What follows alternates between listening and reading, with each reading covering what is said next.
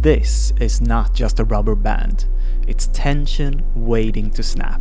Tension leads to anticipation and uncertainty and increased discomfort for the viewer, until it snaps.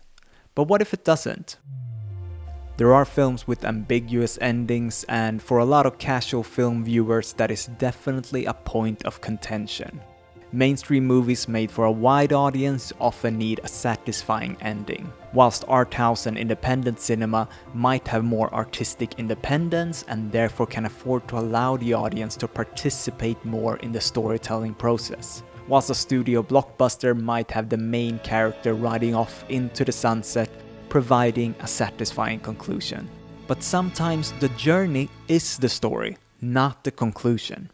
In Netflix 2023 blockbuster Leave the World Behind, a film I enjoyed, audiences were left with unanswered questions.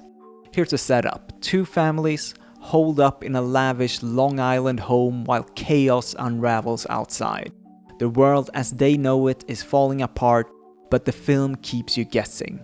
Is New York under attack? Could it be some massive cyber war? What's really happening out there? And more importantly, who's pulling the strings?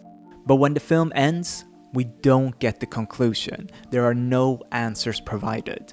And looking at the Google reviews for this film, you can clearly see that audiences were not happy. The same on Letterboxd, where low scores specifically called this out. Alright, so what was the point? The ending was shit. No good ending in sight. No ending has ever made me this mad. So does all this mean that popular films need a gratifying resolution? Not necessarily, and this is where tension comes in. First, here's a short synopsis of what Challengers is about. The film follows the three main characters, Tashi, Art, and Patrick, during 13 years from teenage tennis phenoms to seasoned veterans. Art and Patrick are best friends, and Tashi is an up-and-coming tennis superstar. Art and Patrick compete for Tashi's attention, and Patrick is the one that starts dating her. Then they break up and Tashi gets married and has a daughter with Art. Tashi coaches Art and he becomes one of the best players in the world, whilst Patrick struggles to make it and plays these challenger competitions, which are smaller competitions to have a chance to play the bigger tournaments, I think. And after not speaking to each other for years, the two are now about to face each other in the finals of one of these challenger competitions. And this is the game that the whole film starts and ends with, and we get to come back here throughout the film as well. And as Tashi explains in the film, tennis is a relationship. It's a relationship. Is that what you and Anna Mila had today? It is, actually. For about 15 seconds there, we were actually playing tennis. And we understood each other completely. So did everyone watching. It was like we were in love. Meaning that the point isn't to win, but to play. And this film is all about the relationships between these three. Now in Challengers, the ending is ambiguous, but the lead up is tense. The film is filled with sexual tension and competitive tension. Both Art and Patrick compete for the chance to become the best tennis player, but also to win the girl and win the final game. You might conclude then that tension doesn't need a release, that the tension is the point of the film and there is satisfaction without release. Well, science says differently. October 2020. Scott Derrickson's Sinister gets named the scariest movie of all time according to Science. The Science of Scare project curated a list of the scariest films and then they assembled a panel of 250 people to watch these films. And to scientifically measure how scary these films were, they were provided with heart rate monitors, allowing researchers to track how their heart rates went up during the scarier moments. What's interesting here is that out of the top 10 films, all but 2 were released in the 2010s. Granted, this study of course didn't show every horror movie ever made to the subjects, but mostly newer mainstream releases. Well, what could have led to this explosion of scary horror movies in the 2010s? Some would argue that Paranormal Activity gave way for a resurgence in supernatural horror and haunted house themes. The film was filled with high-tension scenes of a camera standing still for long takes, building up the tension slowly, using sounds and small movements to rack up tension until the inevitable bang. This was later termed Quiet Quiet Bang by British film critic Mark Kermode. The whole way that the movie works is that it goes quite bang very, very loudly, and you see it in the cinema in which the volume is cranked up. What followed in the early 2010s were a multitude of films that capitalized on this movement. Insidious in 2010, followed by Sinister in 2012, and then in 2013 both Insidious 2 and The Conjuring. So how was this measured? The average resting heart rate of the viewers were 65 beats per minute, and then they measured average movie heart rate, meaning the heart rate viewers had whilst watching the film, and calculating the overall difference between the two, and also taking into account the highest spike during the film.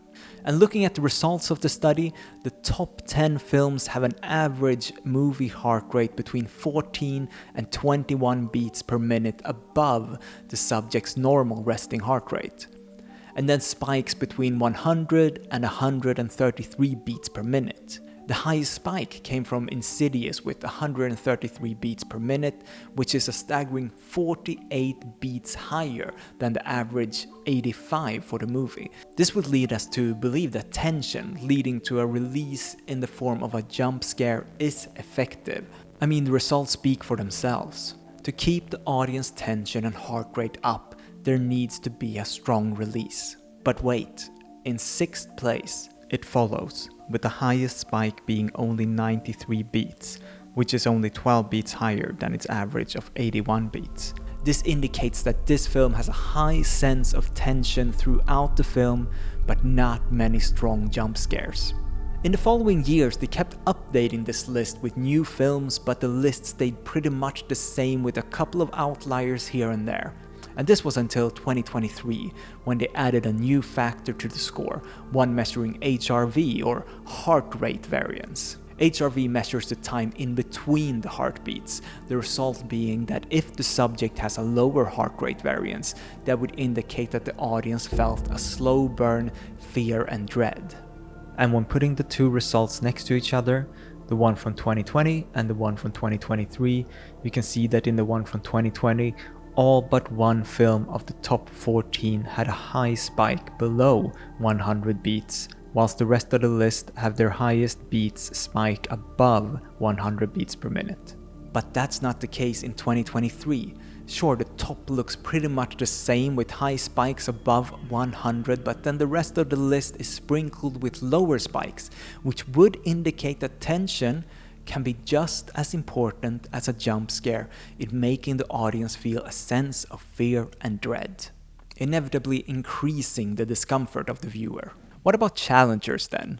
A film where tension is kept high throughout the film, shown in the tension and suspense of tennis matches and sexual tension. What makes this different? Well, there's no release. We don't get to see who wins the game, even though we're fed a high level of discomfort throughout its runtime. At the end of the film, we've been teased with this final game between our two leads, and in the final seconds when the game is tied, this happens. They embrace after an incredible last point, and as we remember Tashi saying, tennis is a relationship. And that is what we've seen in the minutes leading up to the embrace. A perfect relationship between two people playing tennis. No winner, no loser, just tension.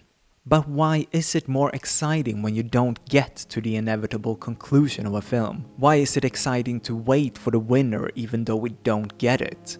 Well, there's a monster in film explanation somewhere in here. Take the first Alien movie, for example. The alien is only seen for 4 minutes of the film, and in Jaws, the shark doesn't appear until 1 hour and 21 minutes into the film, and it's also only on screen for 4 minutes. But David, don't you know that the shark was meant to be on screen for much more of the movie's runtime, and the only reason they had to limit it is because the shark was malfunctioning in the salt water because they had only tested it out in fresh water and the rubber skin absorbed salt water, wreaking havoc on the mechanics? Anyway, yes. So you can limit the screen time of your monster, which in this case is the winner of the final, but still create anticipation and suspense for an audience without them feeling robbed of the monster. But what happens in the end? What's the release that we need at the end to create a satisfying result? To see who wins, right?